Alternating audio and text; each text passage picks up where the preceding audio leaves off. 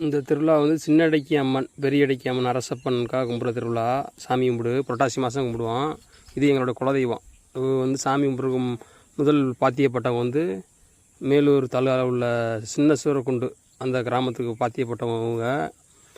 நான் அவங்களுக்கு தான் அந்த எல்லா உரிமையும் அந்த சாமி கும்பிட்றதுல வந்து ரொம்ப கட்டுப்பாடாக இருப்பாங்க. அந்த ஒரு புரட்டாசி மாதம் மட்டும் வேறு எந்த பழக்கமும் கிடையாது. கறி மீன் தாளிக்கிறது வைக்கிறது எந்த பழக்கமும் இல்லை. ஐயப்பனுக்கு விரதம் இந்த மாதிரி தான் இருப்பாங்க. இந்த இதுதான் எங்களுக்கு தலைமை கிராமமாக வந்து அவர் 5 ஊர்லேருந்து வருவோம். லிங்காவடி, மாணிக்கம்பட்டி, அரிட்டாப்பட்டி, சின்ன சூரக்குண்டு, மேலூர், இப்படி எல்லா ஊரில் இருக்க அந்த பங்காளியை பூரா இந்த சின்னடைக்கு சாமி கும்பிட்ற பங்காளி பூரா சூரக்குண்டில் வந்து மொத்தமாக வந்து இங்கேருந்து சூரக்குண்டுக்கு வந்து இந்த மந்தையில் இறக்கி வச்சுட்டு அந்த நாங்கள் மாவிளக்கு பானையாக இருக்கட்டும், நாகப்பானையாக இருக்கட்டும் எல்லாத்தையும் இறக்கி வச்சுட்டு கிடா வெட்டுறதுக்கு ஒவ்வொருத்தரும் கிடாவெல்லாம் கொண்டு வருவோம். 3 கோயில் இருக்குது. சின்னடைக்கி அம்மன், பெரியடைக்கி அம்மன், அரசப்பண்டு. அவங்க 2 பேரும் அக்கா தங்கச்சி, அவர் அண்ணன். அவங்கள வந்து தெய்வமாக நாங்கள் வணங்குறோம். இந்த கோயிலில் அந்த கிடா வெட்டி அதுக்கு முதல் மரியாதை எல்லாமே வந்து சின்ன சூரக்குண்டு அவங்க அம்பலார்களுக்கு தான், அவங்களுக்கு தான் முதல் மரியாதை. அவங்க அந்த கோயிலில் வந்து பொங்க வச்சு கிடா வெட்டிட்டு முன்னாடி தான் மற்ற ஆளுலாம் நாங்களாம் பொங்க வச்சு கிடா வெட்டுவோம். அப்படி கிடா வெட்டினோம்னா ஒரு கோயிலுக்கு மட்டும் கிடா வெட்டா பத்தாது. 3 கோயிலுக்கு ஒரு நேர்த்திக்கடைனா 3 கோயிலுக்கும் தொடர்ந்து விடணும். அதான் அங்கே ஒரு வளமுறை, அந்த கோயிலோட வளமுறை. அது மாதிரி எல்லா பேரும் செஞ்சுக்கிட்டு வர்றோம். இவங்க வந்து சூரக்குண்டுக்காரங்க வந்து 18 பட்டிலையும் சேர மாட்டாங்க.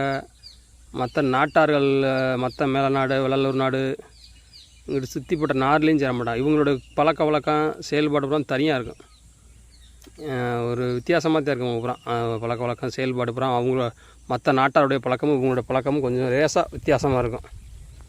அப்புறம் சின்னடை கோயிலுக்கு வந்துடுவோம். மேலூர்லேருந்து ஒரு கிலோமீட்டர் 2 கிலோமீட்டர் நடந்தே தான் வருவோம்.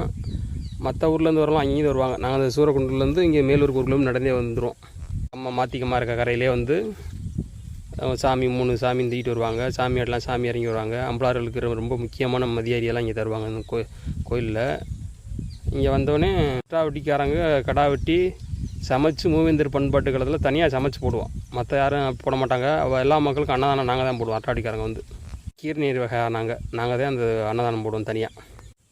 அப்புறம் மீதி இருக்க கறியெல்லாம் கொண்டு வந்து வீட்டுக்கு கொண்டு வந்து அது பழைய மாதிரி போடுவோம். அதனால் நல்லாயிருக்கும். நைட்டு நான் வந்து சாமி கும்பிட்டு வர வீட்டுக்கு போக 11 மணி ஆகி போயிடும். அந்த புரட்டாசி மாதத்தில் இந்த சாமி கும்பிட்டு நடக்கும். வருடம் புரட்டாசி மாதத்தில் இந்த கலரி கும்பிடுவோம். இந்த சாமி கும்பிடுவோம். நாகப்பானை போனோடனே ஒவ்வொரு கோயிலுக்கா சின்னடைக்கி மண்ணுக்கு முதல் கடா விட்டு, அடுத்து பெரியடைக்கு, அடுத்து அரசு அரிசி அதை மாதிரி கடா வெட்ட ஆரம்பிச்சிடும். இந்த நாங்களாம் கடா பிடிச்சிட்டு இந்த கிளம்புறோம் பாருங்கள். 3 கோயிலுக்கும் ஒரு கோயிலுக்குலாம் விடக்கூடாது. மொத்தம் 3 கோயிலுக்கு வருஷம் ஆச்சா ஒரு வருஷத்துக்கு வந்து கடா விடணும். அதே அங்கே இருக்க வளமுறை.